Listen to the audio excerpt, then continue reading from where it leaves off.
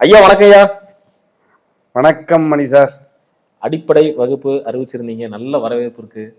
நீ சொல்ல போனா ஒரு 5 நாள் தான் இன்னும் இருக்கு. நிறைய கால்ஸ் வந்துகிட்டே இருக்கு. நிறைய பேர் கேட்கறது என்னன்னா, ஐயா வந்து நாங்க எப்படி வர்றது, எங்களுக்கு ஆர்வம் நிறைய இருக்கு, நாங்க நிறைய உங்க சேனலை பார்த்துக்கிட்டு இருக்கோம், எப்படி இது கத்துக்கலான்னு இருக்கிறோம் அப்படின்னு கேட்கறாங்க. என்ன வேணும், அதுக்கு எதாவது குவாலிஃபிகேஷன் இருக்கா அப்படின்னு கேட்கறாங்க. அதை பத்தி கொஞ்சம் சொல்லுங்க. கண்டிப்பாங்க. மித்ரா டிவி அன்பர்களுக்கு வணக்கம். அடிப்படை ஜோதிட வகுப்பு மார்ச் 8 ஆன்லைன் ஜூம் மதியானம் 2 to 4 ஞாயிற்றுக்கிழமை, மொத்தம் 24 வகுப்பு. சூப்பர். நீங்கள் எழுத படிக்க தெரிஞ்சிருந்தா போதும். ஆண் பெண் ஜோதிட ஆர்வலர்கள், ஜோதிடத்தை நல்லா கற்றுக்கிட்டு தொழிலாக செய்யணும்னு நினைக்கிறவங்க, ஜோதிடத்தின் மேல் பற்று கொண்டவர்கள், ஜோதிடத்தை எனக்கு கற்றுக்கொள்ள வேண்டும் என்ற ஆர்வம் கொண்ட அனைவரும் இந்த ஜோதிடத்தை கற்றுக்கொள்ளலாம்.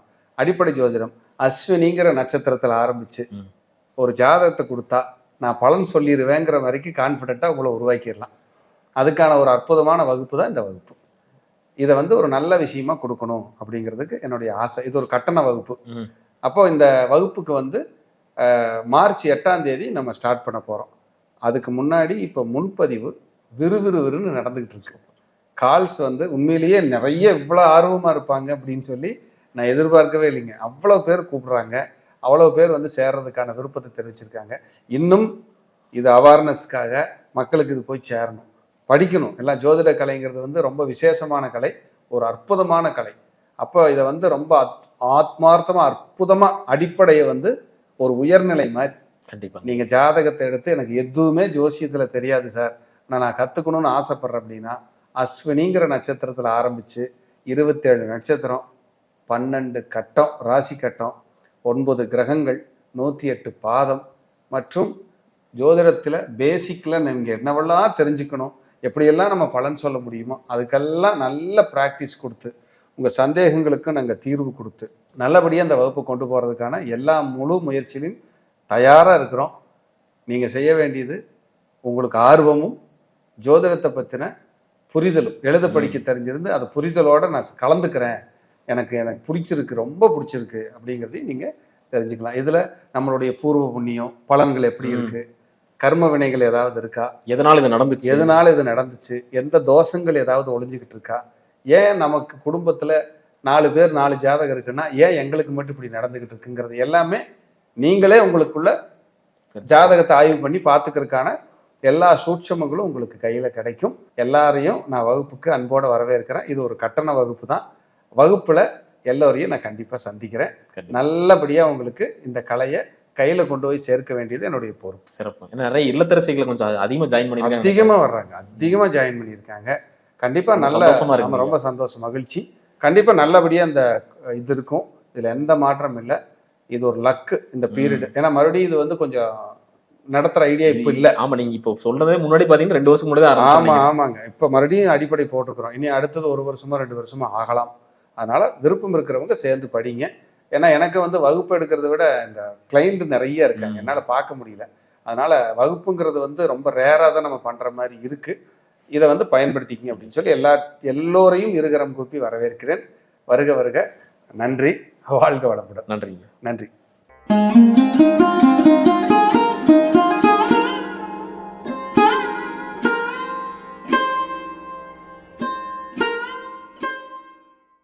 ஐயா வணக்கம். ஐயா மணி சார் வணக்கம்.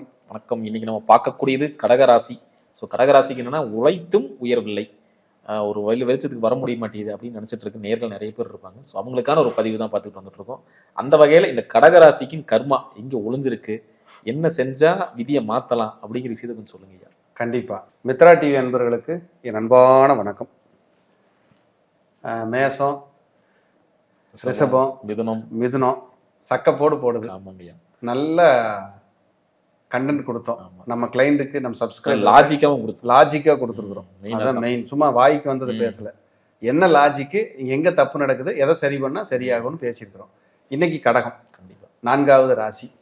உங்களுடைய நம்மளையெல்லாம் பெற்று வளர்த்து ஆளாக்கி தாய் 4ஆம் இடம் கடகம்.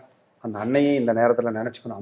அம்மா வந்து அம்பாள் வந்து அம்மா என்று அழைக்காத உயிர் இல்லையேன்னு சும்மாவா வந்து மன்னனில் ரஜினி சார் பாடியிருப்பார். அதெல்லாம் உணர்வுபூர்வமான பாட்டு, ரொம்ப நல்லா இருக்கும். அப்படிப்பட்ட கடகராசி. அந்த கடகம் வந்து எப்பவுமே தாய் உள்ளம் கொண்டது. எல்லாரும் வேணும், எல்லாரும் நல்லா இருக்கணும். எனக்கு பொறுத்த வரைக்கும் சார், ஒருத்தர் ஒரு குடும்பத்தில் ஒரு கடகம் பிறக்குதுனாலே நீங்கள் புண்ணியம் பண்ணியிருக்கணும் சார். கடகம் பிறக்குதுன்னா நீங்கள் புண்ணியம் தான் பண்ணியிருக்கணும். அது காரணம் என்னன்னா, அந்த கடகத்தில் தான் குரு உச்சமாகிறார். பணத்தை கொடுக்குறவர் குரு சார், அவர் போய் அங்கே உச்சமாகிறார் இல்லையா? கண்டிப்பா. அப்போ பணத்தை கொடுக்குற குரு உச்சமாகிற வீடு கடகம்ங்கிறதுனால நீங்கள் கடகத்தில் ஒருத்தர் பிறந்தா உங்கள் வறுமை கண்டிப்பாக தீரும் சார். எப்படியாவது சாப்பிட்றதுக்கு சாப்பாட்டுக்காவது காசு வந்துடும் சார். மற்றவங்க முன்னாடி கையேந்தாத வாழ்க்கையே கொடுத்துரும் சார். அந்த கடகத்துக்கு அப்படி ஒரு பவர் இருக்கு சார். இன்னைக்கு இருக்கிற அரசியல் தலைவர்கள் அத்துணை பேர், நிறைய மேக்சிமம் பர்சன்ஸ் கடகராசி கடகலக்கணத்தில் ஜனித்தவர்களே. அவர்களுக்கு உலகை ஆளும் திறமையை இறைவன் கொடுத்திருக்கிறான். மனிதர்களை ஆளும் திறமை, மக்களை ஆளும் திறமை, ஆளுமை பண்பு இத்தனையும் கொடுத்துருக்குறான்ல. அதுக்கு கடகம் வந்து எவ்வளவு பெரிய பவர்ஃபுல்லான வீடா இருக்கும். ஜனவசியம். என்ன வசியம்? ஜனவசியம். கடக ஜனவசியம். நீங்க என்ன கடகலக்குன்னு கலைஞர் ஐயா இல்லையா? கடகலக்கு மதிப்பிற்குரிய தாவேக தலைவர் விஜய் சார் வந்து அவரு கடகராசி தான். அவர் கடகராசி கடகலக்கணம் தான். அண்ணாமலை ஐயா அவரு. இப்படி பார்த்தீங்கன்னா கடகத்துல நிறைய பேர் பிறந்திருப்பாங்க. கடகத்துக்கு வந்து ஒரு பவர் இருக்கு. அப்போ கடகம் அப்படிங்கிறது ஜனவசியம். ஏன்னா சனி வேற உள்ள இருக்கு இல்லைங்களா சார்? அதை விட உங்களுக்கு அந்த ராசியில வந்து சந்திரனோட வீடுங்க. குரு உச்சமாகறான். குரு நட்சத்திரம் இருக்கு. குருவனுடைய பிறந்த நட்சத்திரம் பூசம், அது உள்ள இருக்கு. ஆயில்யம் உள்ள இருக்கு. அப்ப சந்திரன் புதன், சந்திரனும் புதனும் இணைந்தால் இந்திரனை போல் வாழ்வான்ங்கிறான். சந்திரன் மனோகாரங்க, புதன் புத்திகாரங்க. டெக்னிக்கலா எப்படி பேசினா எப்படி அடிக்க முடியும்னு தெரியும். என்ன பேசணும்னு தெரியும். இப்ப கலைஞர் ஐயா இருக்காருன்னு வைங்க, அவர் நீங்க ஏதாவது பேச்சுல மடக்கிற முடியுமா? இப்ப அண்ணாமலை சார் வந்தார்ல, ஐபிஎஸ் இருந்து அரசியலுக்குள்ள வந்தார்ல, என்ன போடு போட்டாரு ஃபோர்ஸா. ஒரு இறங்குனாரா இல்லையா? முடிஞ்சா பாத்துக்கு. விஜய் சாருக்கு வந்து நடிச்சுக்கிட்டு இருந்தாரு. நடிப்புல என்ன ஜனவசியம், என்ன ஜனவசியம் கிடைச்சது. இப்படி எல்லாம் பாத்தீங்கன்னா நமக்கு அந்த வசியம், ஜனவசியத்தை கொடுக்கறது கடகம் தான். அதனாலதான் எப்பவுமே நம்ம எங்காவது ஒரு கூட்டம் நடத்துறோம், இல்லை ஒருத்தர் பார்க்க போறோம் அப்படின்னா, புனர்பூச நட்சத்திரமோ பூச நட்சத்திரமோ வர்ற நாள்ல ஒரு விஷயத்தை ஸ்டார்ட் பண்ணும்போது வசியமாயிரும். ஒரு ஈர்ப்பை கொடுத்துரும். அப்படிப்பட்ட ஒரு கிராஸ்மிக் பவர் ரொம்ப நல்லா இருக்கும். அந்த பூச நட்சத்திரம் வர்ற அன்னைக்கு நீங்க ஆலங்குடி குரு பகவானை கும்பிட்டீங்கன்னு வைங்க, என் கடைக்கு கூட்டம் வரல, எனக்கு ஆள் வரல, நான் ரொம்ப கஷ்டப்படுறேங்கிற ஆளுக, நீங்க பூச நட்சத்திரம் வர்ற அன்னைக்கு, நீங்க என்ன நட்சத்திரமா வேணாலும் இருங்க, பூசத்துல வர்ற அன்னைக்கு ஆலங்குடி போயிட்டு வாங்க, இல்ல திருச்செந்தூர் போயிட்டு வாங்க, இல்லைன்னா உங்க வீட்டுக்கு பக்கத்துல இருக்கிற சிவன் கோயில்ல தட்சிணாமூர்த்தி இருப்பாருல, அவரை போய் பார்த்துட்டு வாங்க. நாளைக்கு ஒரு கிளைண்ட் எச்சத்தை வரும். கம்மியா வர்றதுக்கு வாய்ப்பே இல்லை. ஒரு கிளைண்ட் எச்சத்தான் வருவாங்க. அப்படிப்பட்ட ஒரு அற்புதம் கடகம். அப்ப கடக ராசியில் பிறந்தவங்களுக்கு எந்த உழைக்கிறோம், நான் குரு அங்க உச்சமா இருக்குது, பணத்துக்காக ஓடுறேன், கௌரவத்துக்காக ஓடிட்டு இருக்கிறேன், எனக்கு இதுதான், நான் எனக்கு கௌரவம் போச்சுன்னா என்னால எல்லாம் வாழ முடியாது, நான் இப்படித்தான் அப்படின்னு ஒரு கெத்த வாழக்கூடிய ஒரு அற்புத ராசி. அங்க போய் யார் உட்கார்ந்துருக்காங்கன்னா சனி. என்னது? சனி. அதை பிளஸ்ஸாவும் பேசுவோம். கர்மான்னு வரும்போது அங்க சனி உள்ள வந்துடுறாரு. எப்பவுமே இந்த கடகத்துல பிறந்தவங்க பாருங்க, நண்பர்களால் ஏமாறாத ஒரு கடகமும் இருக்காது. யாராலைங்க? நண்பர்கள் க்ளோஸா இருந்து பகையாகிறது எல்லாமே கடகம் தான். ஏன்னா புதன் சனி நண்பர்களால் ஏமாறுறது உள்ள புதன் சனி நட்சத்திரம் இருக்கு. அதாவது என்னோட கருத்து என்னன்னா, புதன் சனி சேர்ந்தாலே வந்து ஒரு கடுமையான ஒரு பேட் கர்மம். ஏன்னா காலச்சக்கரத்துக்கு பாதகாதிபதி இவன், ஆறுக்குடையவன், ரெண்டு பேரும் ஒன்று சேர்றாங்க. அப்ப இது கடுமையான தோஷத்தை கொடுக்குது. இவங்க மேக்சிமம் வந்து இந்த சீக்கிரமான விஷயத்துல சொல்லக்கூடாது. ஆமா, அமைதியா இருக்கணும், இல்லைன்னா டிஸ்டர்ப் தான். நண்பரா இருந்தாலும். ஆமாமா, நீங்க நண்பர்கிட்ட நீங்க ஒரு சீக்கிரட் சொல்றீங்கன்னா அவனுக்கும் ஒரு நண்பன் இருக்கிறான் என்பதை மறந்து விடாது. அருமையா சொன்னீங்க. இதுதான் உண்மை. அப்ப நீங்க சீக்கிரட் சொல்றங்கிற பேர்ல சொல்லிட்டு மாட்டிக்க கூடாது. இதை நம்ம கரெக்டா மெயின்டைன் பண்ணோம்னாலே போதும். அப்ப சனி அங்க உட்கார்ந்துருக்கு. காலச்சக்கரத்துக்கு சனி யாரு? பாதகாதிபதி. அவர் அங்க உள்ள உட்கார்ந்து உங்களை கெடுக்கிறாரு. 6 புதன், 12 குரு. இங்க இந்த கடகத்துக்கு மட்டும் ஸ்பெஷல் என்ன தெரியுமா? விபரீத ராஜயோகம். 6 புதன் நட்சத்திரம், 12 குரு நட்சத்திரம், 12 குரு நட்சத்திரம் அங்க உட்கார்ந்து இருக்கு காலச்சக்கரத்துக்கு. அந்த ராசிக்கு 8 நட்சத்திரம் சனி. அந்த ராசிக்கு 8 கூடையவன் சனி, காலச்சக்கரத்து அந்த ராசிக்கு 12 கூடையவன் புதன், அந்த ராசிக்கு 6 கூடையவன் குரு. அப்ப 6, 8, 12 தொடர்பு விபரீத ராஜயோகம். அது என்ன சார் விபரீத ராஜயோகம்? அல்லல் பட்டு, துன்பப்பட்டு, துயரப்பட்டு, வேதனைப்பட்டு, கஷ்டப்பட்டு, போராடி, இதெல்லாம் அதாவது இதெல்லாமே வந்து விபரீதம். இதுல எல்லாம் சந்திச்சதுக்கு அப்புறம் நீ ஒரு தலைவனா, நீ ஒரு விருட்சமா, நீ ஒரு ஆலமரமா, நீ ஒரு புயலா, நீ ஒரு பூகம்பமா, நீ ஒரு அக்னி பிழம்பா, நீ ஒரு ராஜாளியா எந்திரிச்சு நிப்பையே, அதுதாப்பா கடகம். அப்படி வந்து நிற்கும் கடகம். அதுக்கு அவ்வளவு பவர் இருக்கு. நீ கடகத்தை சாதாரணமா நீங்க நினைச்சிட வேண்டாம். Hard work sir. இவங்க ஹார்ட் ஒர்க் பண்றதுனாலதான் பேக் எண்ட்ல இருந்து காட் ஒர்க் பண்றாரு இவங்களுக்காக. இதான் உண்மை, சும்மாவெல்லாம் இல்லை. அப்ப கடகத்துக்கு வந்து விபரீதத்தை சந்தித்த பின்பு ராஜயோகம். எந்த லெவலுக்கும் தயாரா இருப்பாங்க, எந்த லெவலுக்கும். அண்ணாமலை சார் கடகம், அவர் அடிக்கடி என்ன பேசுவார் தெரியுங்களா? சார் எனக்கு இது இல்லைன்னா எனக்கு எந்த பிரச்சனை இல்லை சார், ஆடு இருக்கு சார், ஆடு மேய்ச்சிக்குவோம் சார்ங்கிறாரு. இல்லையா? கண்டிப்பா. உச்சத்துல இருக்கிற அவ்வளவு பெரிய படத்தை சினிமாவை விட்டு போட்டு மக்களுக்குன்னு ஒரு சேவைக்குன்னு வந்தார் விஜய் சார். கலைஞர் ஐயா 13 வயதிலிருந்து தன்னை செதுக்கி செதுக்கி உருக்கி உருக்கி மேல வந்தார். அப்ப கடகத்துக்கு பவர் இருக்கா இல்லையா? யோசிச்சு பாருங்க. அப்ப கடகம் அப்படிங்கிறது சாதாரண. ஆனா இவங்க உழைச்சு ஏன் ஓட தேறாங்க? இவங்களுக்கு வாழ்க்கையில் இவங்க வளர்ச்சினாலே 45க்கு மேலதான். எப்படி? 40. அதாவது விபரீத ராஜயோகம் 45க்கு மேலதான். பிற்பகுதி தான். முற்பகுதியில நீங்க நினைச்சே பார்க்க முடியாது. பிற்பகுதியில தான் இவங்க ஜாம்பவான்ங்கிறது நீங்க ப்ரூஃப் பண்ணுவீங்க. நீங்க சொன்ன மாதிரி இந்த முற்பகுதின்னு சொல்லும் போது விபரீதம் நிறைய நடந்து, விபரீதம் தான் நடந்திருக்கும். இதெல்லாம் ஒரு மூஞ்சியா? இதெல்லாம் எதுக்கு சினிமாவுக்கு நடிக்க வந்துச்சு? பேசுனாங்களா இல்லையா? இதெல்லாம் இப்படியெல்லாம் பேசுனாங்களா இல்லையா? இப்படி வந்து உள்ள நுழைஞ்ச உடனே ஒரு சாதாரண ஆளா நுழைஞ்சு ஒரு சக்சஸ், ஒரு பிரம்மாண்டம், ஒரு வெற்றி திருமுகத்தை கொண்டு வருதுனாலே அது கடகம் தான். அப்படிப்பட்ட கடகத்துக்கு இந்த சனி புதன் தான் எதிரி. அது அப்படியே ஜலராசி வேற, ஊமை ராசின்னு சொல்லுவாங்க. என்ன ராசி? கடகத்தை ஊமை ராசின்னு சொல்லுவாங்க. பேச மாட்டாங்க, செயல்ல செஞ்சுட்டு போயிட்டே இருப்பாங்க. அதுக்கு நேரா திரிகோண வீடு கடகம், விருச்சிகம். அங்கேயும் புதன் சனி, அங்க சந்திரன் புதன் சனி, இங்க செவ்வாய் புதன் சனி, மேல குரு புதன் சனி. எப்படி பாருங்க, 9ஆம் வீடு. அப்ப இதெல்லாமே ஒரு கர்மாவை பேஸ் பண்ணியே தான் இருக்கு. இந்த திரிகோணமா இருக்கு. இதை வந்து நீங்க சரி பண்ணணும். அப்ப சந்திரன் புதன் சனி, இதை நீங்க சரி, உங்க கர்மா கம்ப்ளீட்டா டெலீட் ஆகணும். புதன் சனி சந்திரன் அங்க உள்ள வந்துடுறாரு இல்லையா? அப்ப நீங்க என்ன பண்ணணும்னா சீனிவாச பெருமாள், சீனிவாசனை பிடிச்சிக்கங்க, கெட்டியா பிடிச்சிக்கங்க. வேங்கடவனை பிடிச்சிக்கங்க, சீனிவாசனை பிடிச்சிக்கங்க.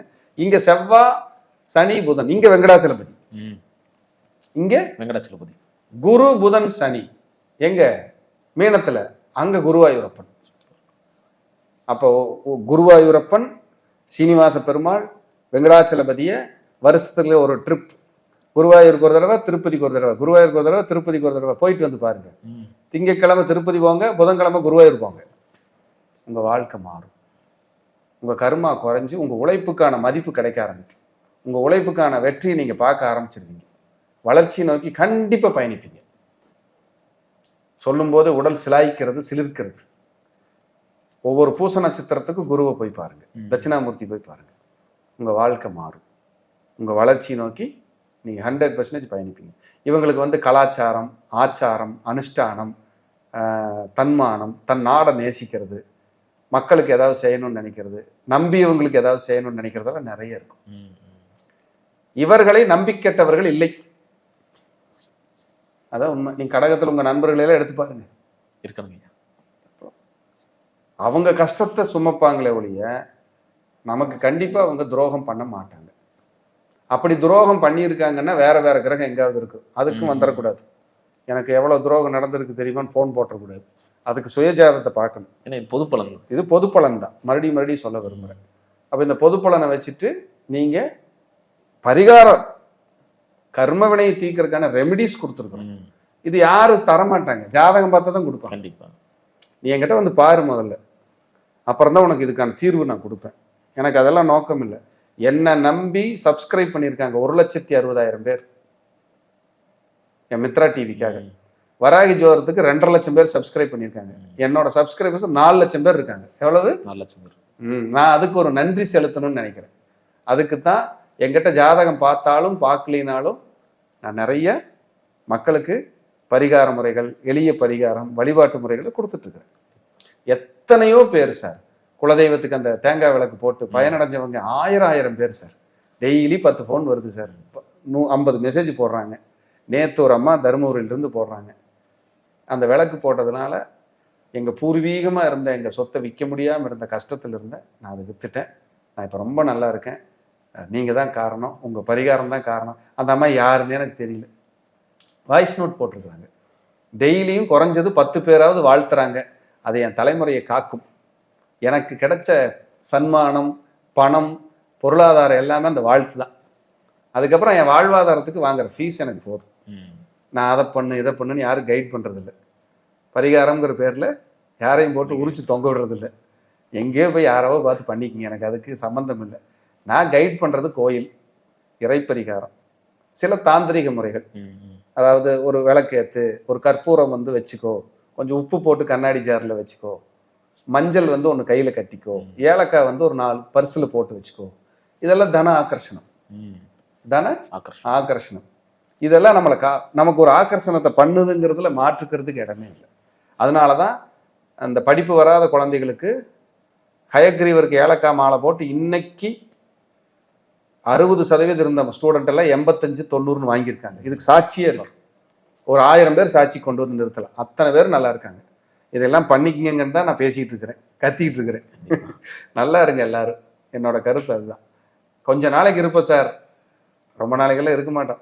200 வருஷம் 300 வருஷமெல்லாம் பூமியில் நோ சான்ஸ். வரும்போதே அவுட் பாஸ் போட்டு தான் வந்திருக்கிறோம். விடிஞ்சா போனஸ். என்னைக்கு கிளம்ப சொல்கிறான்னா அந்த நாடகம் முடிஞ்சிடும். போயிட்டே இருக்க வேண்டியதான். இருக்கிற வரைக்கும் ஒரு சர்வீஸ்.